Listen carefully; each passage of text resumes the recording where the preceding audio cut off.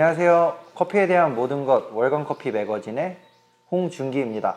안녕하세요. YM 커피 프로젝트의 조용민 대표입니다. 반갑습니다. 네.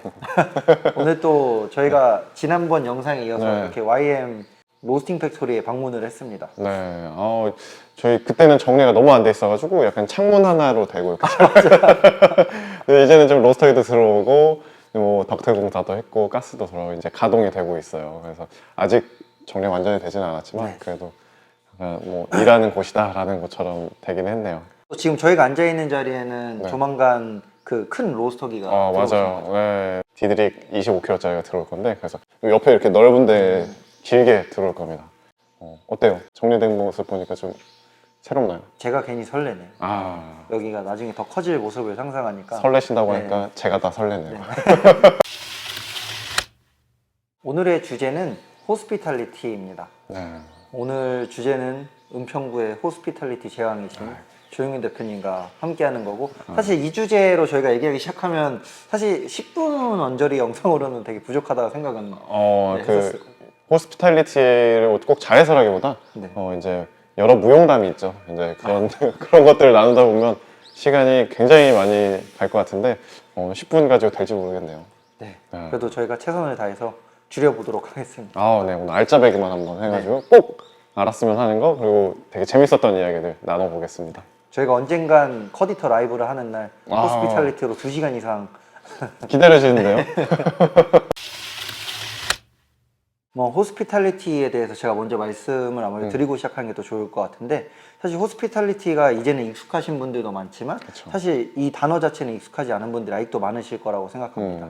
호스피탈리티는 한국말로 직역하면 환대 또는 접대라고 하는데요. 이게 보통은 호텔이나 관광업에서 주로 사용되던 용어고 이제는 커피 산업 쪽으로 점점 넘어오고 있는 추세입니다. 사실 이 호텔 관광업에서 주로 사용된 용어다 보니까 사실 카페 산업에 바로 적용을 하는 건 쉽지 않지만, 그래도 고객을 저희가 접대를 하고 환대를 한다라는 부분에서는 통하는 부분이 있기 때문에 저희가 되게 중요하게 강조를 하고 있고요. 호스피탈리티를 보통 고객 서비스랑 동일한 개념으로 보시는 분들이 되게 많으세요. 이 두 개의 차이점은, 고객 서비스는 고객을 만족시키기 위한 최소한의 서비스라면 호스피탈리티는 고객 서비스를 넘어서 고객과 정서적으로 교감을 하고 고객 감동을 시키는 더 그 이상의 개념이라고 봐주시는 게 맞습니다. 맞아요. 호스피탈리티가 참 개념이 되게 넓기도 하고 어떻게 생각하느냐에 따라 적용하기도 다른데, 호스피탈리티를 꼭 정해진 답이 있다라기보다 이제 내가 생각하고 내가 꾸려나가고 싶은 그 공간에 맞는 호스피탈리티를 하는 게 맞다고 생각을 해요. 어떤 분들이 오는지를 파악을 하고 오시는 분들에게 최대한 감동을 줄 수 있는 그런 맞춤형 호스피탈리티를 이제 해야 되지 않나라는 생각을 합니다. 호스피탈리티는 역시 정서적 교감이 제일 중요하다고 네, 저희는 맞습니다. 생각을 합니다. 저희가 사실 호스피탈리티는 고객 감동 서비스입니다. 이런 식으로 얘기해도 와닿지 않은 분들이 있을 테니까 가장 대표적인 이제 화법에 대해서 얘기를 조금 더 드릴 건데요. 화법 같은 경우도 사실 정해진 정답은 없습니다. 정해진 정답보단 결국엔 나한테 좀 맞는 서비스를 하는 건데, 저희가 좀 예시로 드릴 수 있는 건 그 쿠셔너라는 또 용어가 있어요. 쿠셔너 같은 경우는 이제 긍정적인 단어를 사용하는 건데요. 중요하죠. 부정적인 단어를 좀 빼는 겁니다. 예를 들어서 손님한테 뭔가 죄송합니다라는 말을 먼저 하기보다는 손님이 메뉴를 좀 기다리게 됐다. 그래서 갔을 때 제대로 된 사과를 하는 것도 중요하지만 손님한테 가서 기다려주셔서 정말 감사합니다. 저희 지금 메뉴가 나왔으니까 바로 안내 도와드리겠습니다. 와 같은 약간 부정적인 단어의 뉘앙스보단 긍정적인 단어로 안내를 해드리거나, 또 앵무새 화법이라 그래서 또 손님의 말을 약간 반복하는 방식인데요. 손님이 와서 따뜻한 아메리카노를 주문을 했는데 바로 농도는 어떻게 해드릴까요? 라는 단어보다는 그러면 주문하신 따뜻한 아메리카노의 농도는 어떻게 해드릴까요? 같이 손님의 말을 약간 다시 상기시켜 드리면서 그에 대한 주문을 제대로 받았다는 인식을 드리고 맞아요. 네, 농도에 대해서 또 친절하게 안내해 드리는 이런 방식이 아마 있을 것 같습니다. 저희도 사실 지금 말씀해 주신 그 두 가지를 제일 중요하게 생각해요. 네, 말씀하신 대로 오래 기다리시는 경우도 있거든요. 네. 그래서 그때는 오래 기다려서 너무 감사해요. 너무 오래 기다리셨죠. 너무 감사합니다. 긍정적인 단어를 쓰려고 하고, 최대한 죄송합니다라는 단어보다는 감사합니다라는 단어를 많이 하려고 하는 것 같아요. 그런 것들이 훨씬 더 긍정적이지 않나. 왠지 모르게 죄송하다라는 말을 하는 순간 진짜 그 일이 죄송한 일이 돼버리고, 때로는 고객이 저희에게 그래 이거는 죄송할 일이지라는 인식을 줘버리는 것 같아요. 잘못을 회피한다라기보다 네. 그러지 않아도 될 일을 죄송한 일로 만들어버리는 거는 사실 서로 기분이 좋은 일은 아닌 것 같아요. 앵무새학법은 진짜로 그걸 하는 순간 어떻게 보면 서로 되게 클리어해져요. 예를 들어서 고객이 가끔은 머릿속으로는 내가 다른 걸 주문했는데 말로는 잘못 주문하시는 경우도 있어요. 네. 그런 걸 또 방지할 수 있고 내가 뭔가를 확인받았구나. 저희 제일 많이 쓴 것 중에 하나가 고객이 예를 들어서 저 주문할게요 이렇게 하시잖아요. 근데 기다려야 돼요. 저희 뭘 다른 걸 하고 있어. 그럼 그럴 때는 저희가 잠시만 기다려주세요 라고 얘기를 안 해요. 그럴 때는 금방 도와드릴게요 라는 식으로 이야기를 하면 그 고객은 그 순간부터 이제 주문을 하는 순간으로 인식을 해서 조금 더 기다리시겠지만 조금 더 편안하게 기다리시더라고요. 그런 것들이 되게 한 끗 차이지만 네. 같은 과정에서 다른 결과를 낼 수 있는 게 호스피탈리티지 않나 인 것 같아요. 호스피탈리티가 그리고 꼭 알아주셔야 되는 건 오로지 고객만을 위한 건 절대 아니고요. 일하는 사람들을 보호하기 맞아요. 위함도 맞아요. 있기 맞아요. 때문에 맞아요. 네. 어떻게 보면 대표님이 되게 잘 찝어주신 게 뭔가 요즘엔 사실 사과라는 걸 되게 잘해야 되는 시대이기도 하지만 너무 또 사과를 남발하다 보면은 오히려 일하시는 분들이 또 보호받지 못하는 환경이 맞아요. 될 수 있기 때문에 그런 부분에서는 확실히 긍정어를 사용해서 서로가 오히려 들어도 기분 좋은 그런 상황들을 만드는 게 확실히 좋은 것 같습니다. 죄송해요 라는 말이 너무 많이 나오지 않았으면 좋겠어요. 맞아. 이 말이 정말 사실인지 궁금하시면 연신내 있는 YM 커피하우스 구파발에 YM 에스프레소룸으로 네. 방문하시면 네, 연신내 원예 커피 하우스도 있고요. 이거 그 PPL 아닙니다. YM에서는 호스피탈리티를 위한 매뉴얼이 있으시잖아요. 모든 호스피탈리티를 다 매뉴얼 할 수는 없지만 그 결을 어느 정도 이해시키기 위한 매뉴얼이 있어요. 네. 그래서 자주 하는 실수들 이런 것들을 꼭 지키자라고 하는 의미에서 서로 매뉴얼을 공유하고 있습니다. 저희 매뉴얼 중에 좀 재밌는 것 중에 하나는 예를 들어서 비엔나 커피다 했을 때 위에 계피가루를 뿌려 드릴지 말지를 이제 선택할 수 있게 여쭤보는데 계피가루를 뿌리지 않는다고 말씀하셨으면은 바리스타들 간에 서로 전달을 하잖아요. 그래가지고 계피가루 뿌려달래요 이렇게 말하면 저는 솔직히 이건 아닌 것 같아요. 저희는 또 바가 굉장히 밀접돼 있는데 계피가루 뿌려달라고 하셨습니다 혹은 계피가루 뿌려주세요 이런 식으로 말을 해야 되는 게 맞지 않나. 이게 아다르고 어다른 건데 굉장히 고객이 들었을 때 계피가루 뿌려달래 라고 이렇게 얘기하면 굉장히 다르죠. 계피가루 뿌려달라고 하셨어요 혹은 계피가루 뿌려주세요 이렇게 얘기를 해야 되는 게 맞는 것 같습니다. 그리고 또 재밌는 건 이제 고객한테 꼭 응대하는 것 뿐만 아니라 저희 같은 경우는 뭐 마감 시간 10분 전입니다 이렇게 미리 말씀드리지 않거든요. 11시까지 영업시간이면 고객이 11시까지 그곳을 사유할 수 있어야 된다고 생각을 해요. 근데 그것 또한 호스피탈리티라고 생각을 해서 11시가 딱 되면 저희 밤에는 불을 끄는데 예를 들어 그냥 불을 킨다거나 그때 마감을 시작하되 고객한테 다르게 말씀을 드리죠. 예를 들어서 그 시간대면 거의 다 드시고 나서 앉아 계신 경우가 많기 때문에 혹시 다 드신 접시만 먼저 치워드려도 될까요?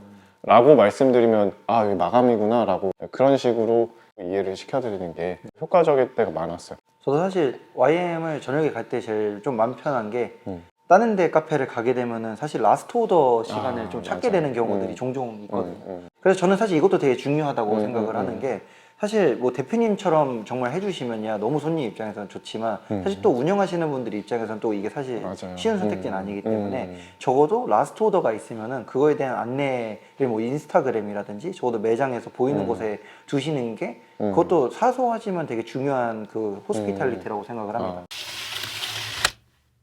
커피는 사실 이제 맛있는 곳이 정말 많아진 것 같아요. 잘하는 곳이 너무 많아요. 다 잘하죠 진짜. 그래서 뭔가 이제는 맛으로만이 나의 경쟁이 되기는 힘든 구조인 것 같고 커피 제3의 물결이 스페셜티 커피라고 했으면 이제 제4의 물결, 5의 물결은 제가 개인적으로 생각했을 땐 호스피탈리티가 되지 않을까. 격하게 공감합니다. 왜냐면 결국엔 맛이라는 것도 호스피탈리티에 포함되어 있는 거거든요. 고객을 감동시키기 위해서는 좋고 친절한 서비스뿐만이 아니라 또 거긴 당연히 카페로서 돈을 받고 판매하는 곳으로서의 맛도 포함되어 있다고 생각을 합니다.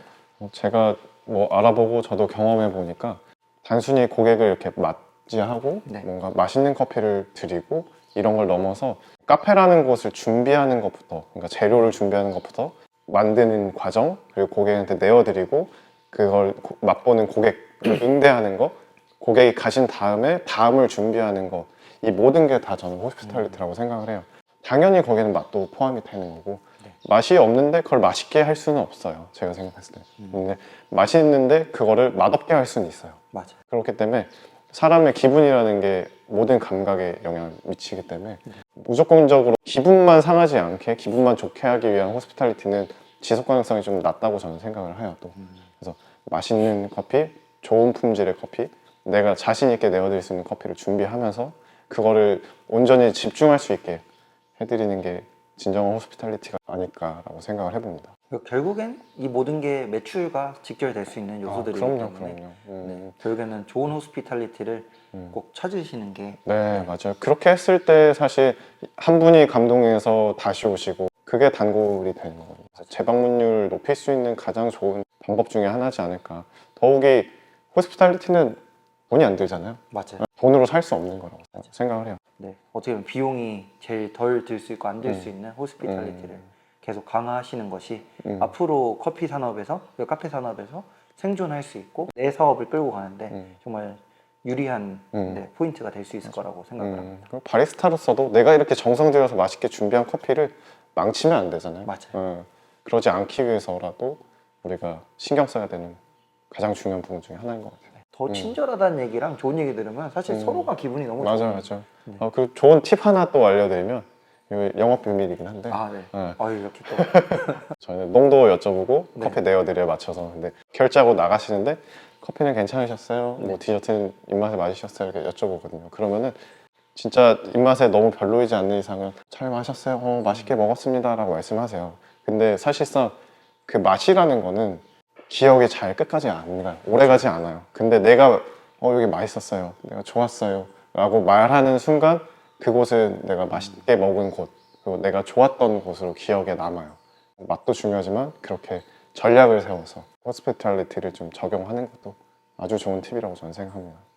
이렇게 또 오늘 1명언과 1꿀팁 이거 꼭 맨 마지막에 넣어주세요. 끝까지 보신 분들. 이제 마무리를 할 시간인데 네. 다음 주제는 라떼 어떨까요? 라떼. 아메리카노 했고 디카페인 했는데 사실 라떼를 먼저 했어야 되지 않나라는 생각도 드네요. 그래서 맞아요. 라떼 화이트 메뉴 저도 굉장히 좋아하는데 라떼 메뉴 한번 이야기해도 재밌을 것 같아요. 네. 아무래도 아메리카노가 실제 판매율이 가장 높고 그 다음에는 라떼가 될 거다 보니까 네. 이제 순서적으로도 라떼 이야기라는 게 네. 제일 좋을 것 같습니다. 라떼 좋아하세요? 라떼는 말이야. 그러면 다음 COC 또 주제는 네, 라떼로 해서 또 라떼에 대해서 또 어떻게 보면 넓은 이야기도 나눠보고 네. 또 어떻게 보면 매장에서의 라떼가 실제로 어느 정도 반응도 있고 그런지에 대해서 또 저희끼리 한번 재밌게 얘기 나눠보도록 하겠습니다. 좋습니다. 거기다 뭐 곁들여서 라떼는 말이야. 다음에 한번 만나볼까요? 네. 그러면 저희는 또 다음에 COC 라떼로 새롭게 또 찾아뵙도록 하겠습니다. 또 뵙겠습니다. 그럼 투비 커피 뉴. 발음이 안 나네. 그럼 투비 커피 뉴. 뉴.